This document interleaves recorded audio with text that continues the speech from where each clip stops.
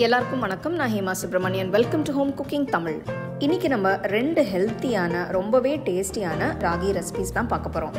வாங்க இப்போ 2 ரெசிபிஸும் எப்படி செய்யறதுன்னு பார்க்கலாம்.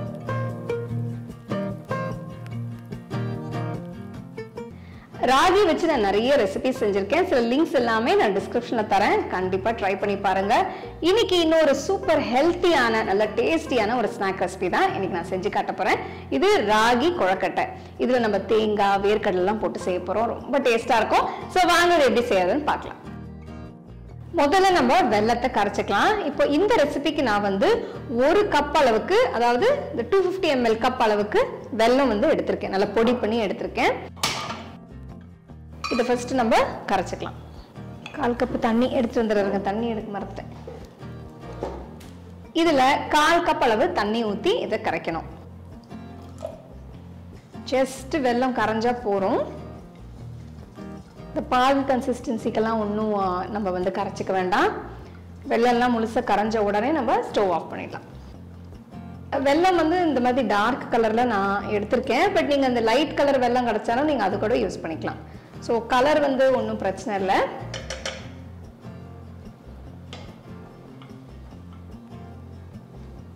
ஸோ வெல்லம் ஃபுல்லாக கரைஞ்சிருச்சு. இப்போ நான் ஸ்டவ் ஆஃப் பண்ணிட்டு இது எடுத்து வச்சிருப்பேன். இப்போ நம்ம மற்ற பொருட்களெல்லாம் வறுத்துக்க போகிறோம். இப்போ நல்ல ஒரு வைட் பேன் இல்லைன்னா கடாய் எடுத்துக்கோங்க, ஈஸியாக இருக்கும். பேனை சூடு பண்ணிட்டு இப்போ நான் இதில் 1 கப் அளவுக்கு ராகி மாவு போட போகிறேன். 1 கப்புனா 250 ml அளவுக்கு ராகி மாவு போட போகிறேன். ஃபர்ஸ்ட் நம்ம இதை நல்லா வறுத்துக்கணும். உங்களுக்கு இந்த மாவு வந்து கொஞ்சம் இந்த உதிரியா வர வரைக்கும் நம்ம வறுத்துக்கணும். ஸோ யூஸ்வலாக நீங்கள் ராகி வச்சு வேற என்ன ரெசிபிஸ் எல்லாம் வீட்டில் செய்வீங்க, அதெல்லாம் கமெண்ட் செக்ஷன் எனக்கு சொல்லுங்க. ரீசெண்டாக கூட நான் ராகி கஞ்சி செஞ்சிருந்தேன். சப்போஸ் மிஸ் பண்ணியிருந்தீங்கன்னா அதுவும் நீங்கள் பாருங்க. ஸோ ராகி வச்சு வேற என்னெல்லாம் ரெசிபி செய்யலான்னு எனக்கு கமெண்ட் செக்ஷனில் சொல்லுங்க. முடிஞ்சா நான் அதெல்லாம் ட்ரை பண்ணுறேன். எனக்கு தெரிஞ்ச வரைக்கும் நான் ராகி முறுக்கு செஞ்சுருக்கேன், ராகி தோசை, ராகி கஞ்சி, ராகி வேற என்ன செஞ்சுருக்கேன், என் பிரசாந்த் வேற என்ன பிரசாந்த் செஞ்சுருக்கேன், ராகி ரொட்டி, அப்புறம் ஓகே இல்ல அதுதான், அவ்வளவுதான். ராகி ரொட்டி இன்னும் பண்ணிருக்கேன். இப்ப மறந்து போச்சு, எனக்கு ஞாபகம் இல்ல. லிஸ்ட் பார்த்தாதான் தெரியும்.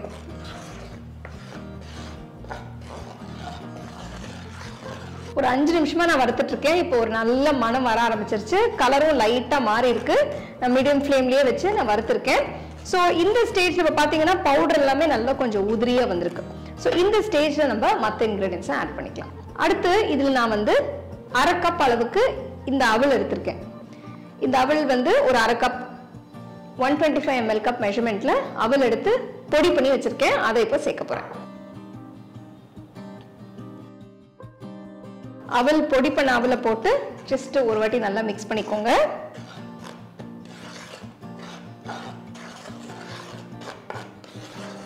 அடுத்து இதுல நான் வந்து 1 கப் அளவுக்கு ஃப்ரெஷ்ஷா திருகின தேங்காய் இதுவும் போடுறேன். இது ஒரு 1/2 முடி தேங்காய், கிட்டத்தட்ட 1 கப் வரும்.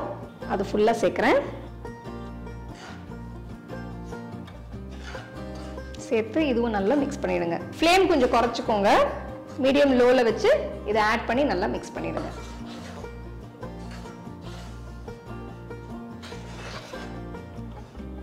அடுத்து நான் வந்து வேர்க்கடலை பொடி போட போறேன்.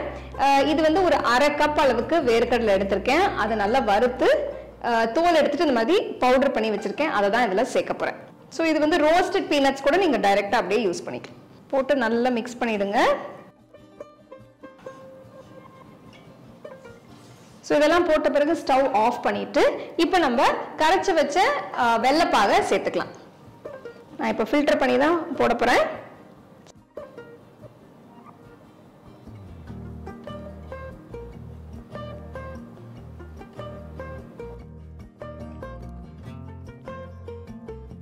பாகு போட்ட உடனே நல்லா மிக்ஸ் பண்ணிடுங்க.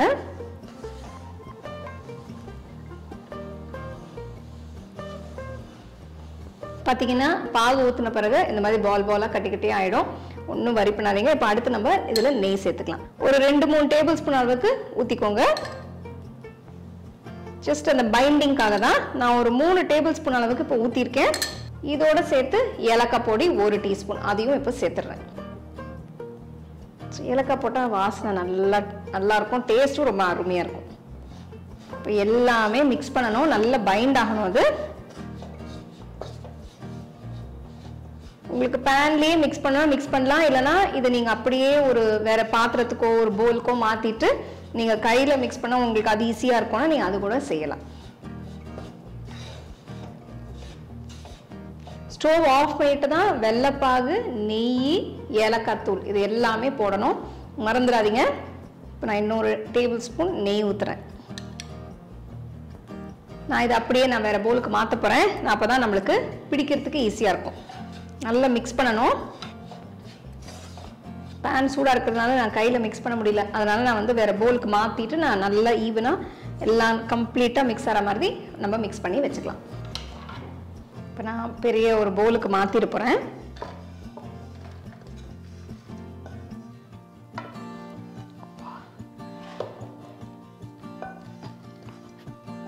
வெயிட்டாக இருக்குது, அதனால தான் ஒரு கையில் பிடிச்சது பண்ண முடியல. ஓகே, ஸோ உங்களுக்கு பைண்டிங்க்கு வேணும்னா இன்னும் 1 டேபிள் ஸ்பூன் நெய் ஊற்றி ஜஸ்ட் மிக்ஸ் பண்ணிக்கலாம். ரொம்ப ட்ரையாக இருக்குன்னு நீங்கள் ஃபீல் பண்ணீங்கன்னா. பாருங்க, நம்மளோட கொழுக்கட்டை மிக்சர் சூப்பராக ரெடி ஆயிடுச்சு. இப்போ நம்ம கொழுக்கட்டை பிடிக்க டங் ட்விஸ்டர் மாதிரி இருக்கு. இப்போ நம்ம கொழுக்கட்டை பிடிக்க ஆரம்பிச்சிடலாம். கொஞ்சமாக எடுத்து உங்கள் கைக்கு எவ்வளோ வருமோ அந்த அளவுக்கு எடுத்துக்கோங்க. ஸோ இந்த மாதிரி நீங்கள் கையிலேயே நல்லா இப்படி டைட்டாக பிடிச்சிக்கலாம். பாருங்கள், சூப்பராக பைண்ட் ஆகி வந்திருக்கு. ஸோ உங்களுக்கு இந்த ஷேப் பிடிக்கும்னா இந்த மாதிரி நீங்கள் பைண்ட் பண்ணலாம், இல்லைனா உங்களுக்கு நைஸ் ரவுண்டாக வேணும்னா அந்த மாதிரியும் நீங்கள் உருட்டிக்கலாம். ஓகே,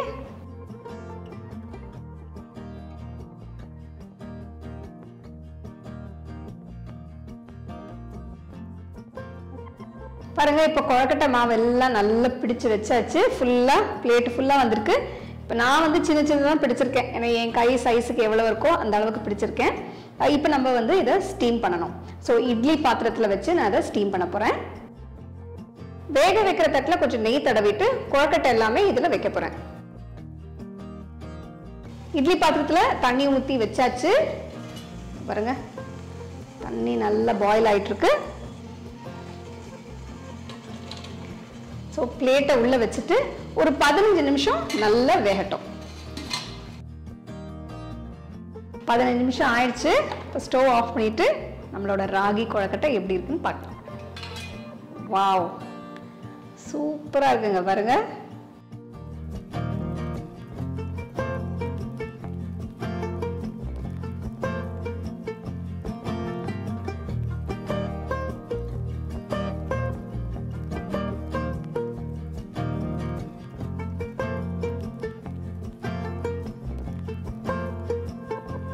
அருமையான நல்ல ஹெல்த்தியான ராகி கொழுக்கட்டை சூப்பரா ரெடி ஆயிடுச்சு. இப்போ நான் டேஸ்ட் பண்ணிட்டு எப்படி இருக்குன்னு சொல்றேன்.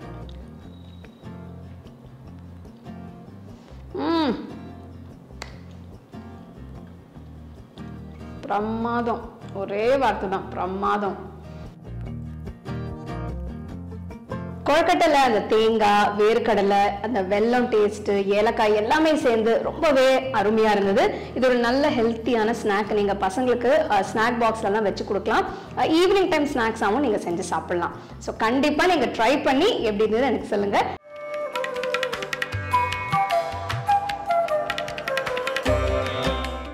நிறைய பேர் ஹெல்த்தி ரெசிபிஸ் கேட்டிருந்தீங்க. ஸோ இன்னைக்கு நான் ராகி மாவு பயன்படுத்தி ஒரு அருமையான உப்மா தான் செஞ்சு காட்ட போறேன். இப்போ நம்ம ரெசிபிக்குள்ள போகலாம். ராகி உப்மாக்கு ஃபர்ஸ்ட் நம்ம மாவை ரெடி பண்ணிக்கணும். இப்போ இந்த ரெசிபிக்கு நான் ஒரு கப், இது வந்து 250 ml கப் அளவுக்கு மெஷர்மெண்ட்ல முளைக்கட்ட ராகி மாவு தான் எடுத்திருக்கேன். ஸோ உங்களுக்கு மார்க்கெட்டில் இது கிடைக்கும். நீங்கள் இது கிடைக்கலன்னா நீங்கள் நார்மல் ராகி மாவு கூட யூஸ் பண்ணிக்கலாம். ஸோ ஒரு கப் எடுத்துட்டு நல்ல ஒரு பெரிய போல் எடுத்துக்கோங்க, ஏன்னா நம்ம வந்து மிக்சிங்க்கு ஈஸியாக இருக்கும். இப்போ இதில் கொஞ்சம் கொஞ்சமாக தண்ணி ஊற்றி சும்மா ரஃப்பாக அப்படியே கிளறி விடணும். இதில் ஒரு அரை கப்பு தண்ணி இப்போ ஃபஸ்ட்டு ஊற்றுறேன்.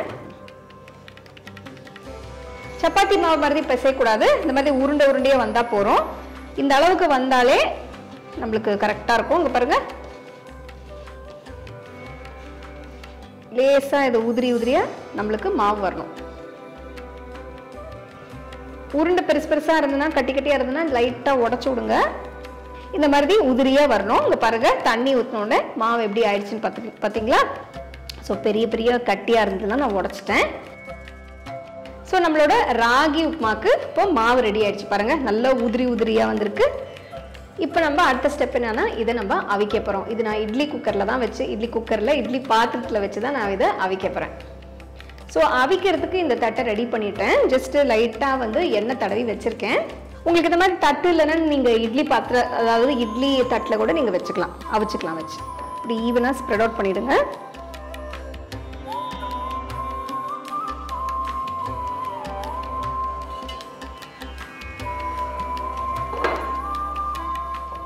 இட்லி பாத்திரத்தில் தண்ணி ஊற்றி வச்சாச்சு. இப்போ நம்ம இந்த தட்டை வச்சுட்டு ஜஸ்ட் ஒரு 10 நிமிஷம் வச்சா போதும். மீடியம் ஃப்ளேமில் வச்சுருக்கேன். ஒரு 10 மினிட்ஸ் கழிச்சு பார்க்கலாம். 10 நிமிஷம் ஆயிடுச்சு. இப்போ நான் ஸ்டவ் ஆஃப் பண்ணிட்டு எப்படி இருக்கு நான் இதை பார்க்க போகிறேன். இப்போ பாருங்க நல்லா வெந்திருக்கு. ஆவி பறக்க லைட்டாக ஜஸ்ட் உங்களுக்கு மிக்ஸ் பண்ணி காட்டுறேன். பாருங்கள் எவ்வளோ பிரமாதமாக வெந்திருக்கு பாருங்கள். நல்லா பூ போல் இருக்குது பாருங்கள். இப்போ நம்ம இதை அப்படியே எடுத்துடலாம். எடுத்து ட்ரான்ஸ்ஃபர் பண்ணி ஒரு பவுலுக்கு மாற்றி வைக்க போகிறேன்.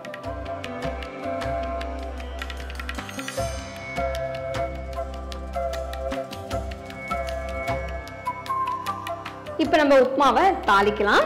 இப்போ இதுக்கு நான் ஜஸ்ட் ஒரு நல்ல ஒயிட் பேன் எடுத்திருக்கேன். மிக்சிங் ஈஸியாக இருக்கும். இதில் வந்து ஒரு 2 டேபிள் ஸ்பூன் எண்ணெய் ஊற்றுறேன். ஸோ எண்ணெய் காஞ்சதும் இதில் நான் 1 டீஸ்பூன் கடலைப்பருப்பு, 1 டீஸ்பூன் உளுத்தம்பருப்பு, 1 டேபிள் ஸ்பூன் அளவுக்கு வேர்க்கடலை. ஸோ உங்களுக்கு தோல் இல்லாத வேர்க்கடலை கூட நீங்கள் யூஸ் பண்ணிக்கலாம். இது ஆப்ஷனல் தான். ஸோ உங்களுக்கு வேணும்னா நீங்கள் யூஸ் பண்ணிக்கலாம். ஃபர்ஸ்ட் நம்ம இதை வறுத்துக்கலாம். ஃபர்ஸ்ட் நம்ம இந்த பொருட்களை வறுத்துட்டு லைட்டா ஒரு கோல்டன் கலர் வந்த பிறகு மற்ற பொருட்களை போட்டுக்கலாம். இந்த ராகி உப்புமா நீங்க பிரேக்ஃபாஸ்ட்க்கு மட்டும் தான் பண்ணணும் இல்ல. ராகி உப்புமா நீங்க பிரேக்ஃபாஸ்ட் மட்டும் தான் பண்ணணும் இல்ல, ஈவினிங் டிஃபனுக்கு கூட நீங்க செய்யலாம். இது பாத்தீங்கன்னா ரொம்ப ஈஸியான ஒரு ரெசிபி, குயிக்கா நீங்க செஞ்சிடலாம். ஸோ லைட்டா வறுபட்டுருச்சு, ஒரு கோல்டன் கலருக்கு வந்துருச்சு. இப்போ நான் இதுல 1/2 டீஸ்பூன் கடுகு சேர்க்கிறேன். அடுத்து 1/2 டீஸ்பூன் சீரகம்,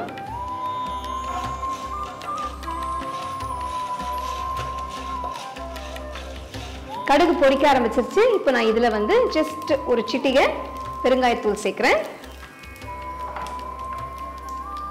கருவேப்பிலை கொஞ்சம், அடுத்து ஒரு துண்டு இஞ்சி நல்ல பொடியா நறுக்கினது அதையும் சேர்க்கிறேன்.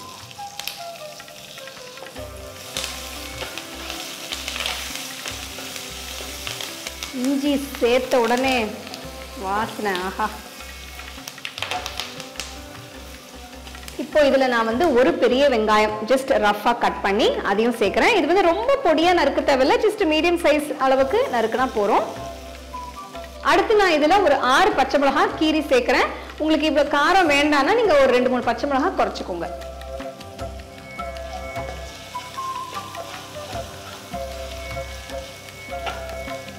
ஸோ வெங்காயம் ஒரு அளவுக்கு நல்லா வதங்கணும், அதாவது கொஞ்சம் அந்த கோல்டன் கலர் வரணும். ப்ரௌன் எல்லாம் ஆக தேவையில்லை, பட் கொஞ்சம் வேகணும்.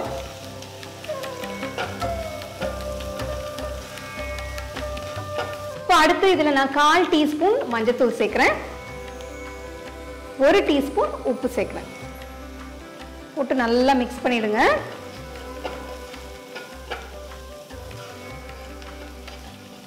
உப்மா வெரைட்டிஸ்ன்னு பார்த்தீங்கன்னா இதுலேயும் நான் நிறைய வெரைட்டிஸ் செஞ்சுருக்கேன். அவல் உப்மா, ரவா உப்மா, கோதுமை ரவா உப்மா, ஓட்ஸ் உப்மா, இப்போ ராகி உப்மா. ஸோ இதெல்லாம் செஞ்சுருக்கேன். அதோட லிங்க்ஸ் எல்லாமே நான் வந்து டிஸ்கிரிப்ஷனில் தரேன், அதையும் நீங்கள் ட்ரை பண்ணலாம். அவல்லையே 2 வெரைட்டி, வெள்ளை அவல் ப்ளஸ் அந்த ப்ரௌன் அவல். இப்போ பார்த்தீங்கன்னா வெங்காயம் ஓரளவுக்கு வதங்கிடுச்சு. இப்போ நான் இதில் வந்து ஒரு 1/2 முடி தேங்காய் வந்து நல்ல ஃப்ரெஷ் தேங்காய் திருகி வச்சுருக்கேன், அதையும் இதில் சேர்க்க போகிறேன். உங்களுக்கு இவ்வளோ தேங்காய் வேண்டாம்னா நீங்கள் கொஞ்சம் கம்மி பண்ணிக்கோங்க, பட் நல்லாயிருக்கும் டேஸ்ட்டாக. ஜஸ்ட் ஒரு வாட்டி இப்படி மிக்ஸ் பண்ணிவிட்டு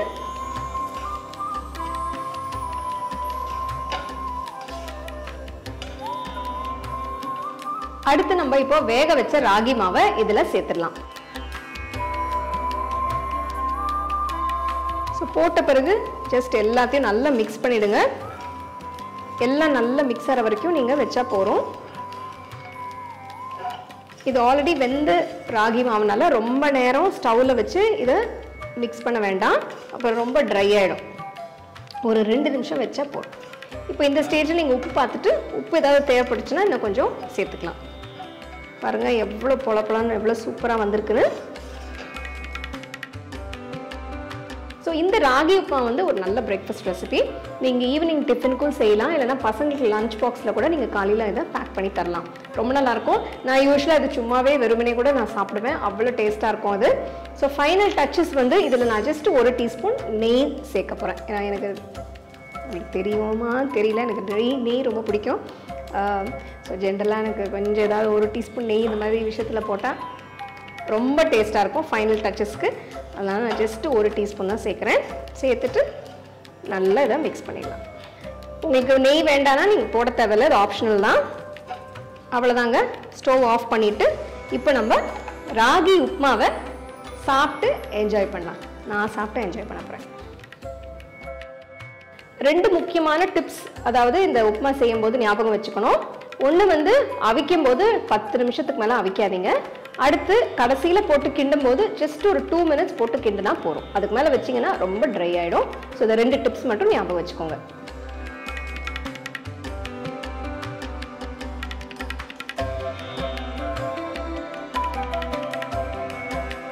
தட்டு ஃபுல்லாக ராகி உப்புமா எல்லாம் நான் மொத்தமாக சாப்பிட போகிறதில்ல, ஜஸ்ட் டேஸ்ட் தான் பண்ண போகிறேன். நான் யூஸ்வலாக ஜென்ரலாக வீட்டில் அப்படி வெறுமனே ஒரு பவுலில் போட்டு சாப்பிடுவேன், அதனால தான் வெறும் உப்புமா சாப்பிட்றேன். கருவேப்பிலை வந்துருச்சு, பரவாயில்ல.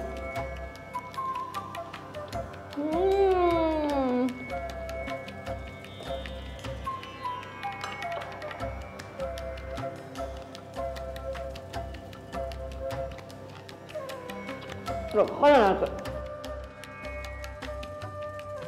அருமையான ஹெல்த்தியான ஈஸியாக செய்யக்கூடிய ராகி உப்புமா பார்த்தீங்க. ஸோ கண்டிப்பாக உங்களுக்கு பிடிச்சிருக்கும்னு நினைக்கிறேன். நான் இன்னைக்கு தேங்காய் சட்னியும் சாம்பார் வச்சு சர்வ் பண்ணியிருக்கேன். பட் உங்களுக்கு பிடிச்ச சட்னியோ சைட் டிஷ் வச்சு நீங்கள் இதை என்ஜாய் பண்ணலாம். இன்னொரு சூப்பரான ரெசிபியோட மீண்டும் உங்களை சந்திக்கிறேன். நன்றி, வணக்கம். 2 அருமையான நல்ல ஹெல்த்தியான ராகி ரெசிபிஸ் பார்த்தீங்க. இந்த மாதிரி நீங்கள் செஞ்சீங்கன்னா வீட்டில் எல்லாருமே ரொம்ப விரும்பி சாப்பிடுவாங்க. கண்டிப்பாக நீங்கள் ட்ரை பண்ணி உங்கள் ஃபேமிலி ஃப்ரெண்ட்ஸோடு ஷேர் பண்ணுங்கள். உங்களுக்கு இந்த ரெசிபி பிடிச்சிருந்தா லைக் பண்ணி ஷேர் பண்ணி ஹோம் குக்கிங் தமிழ் சேனலுக்கு சப்ஸ்கிரைப் பண்ணுங்கள். மறக்காமல் பெல் ஐக்கானை கிளிக் பண்ணுங்கள். You can now buy the second edition of our home cooking book at shop.homecookingshow.in.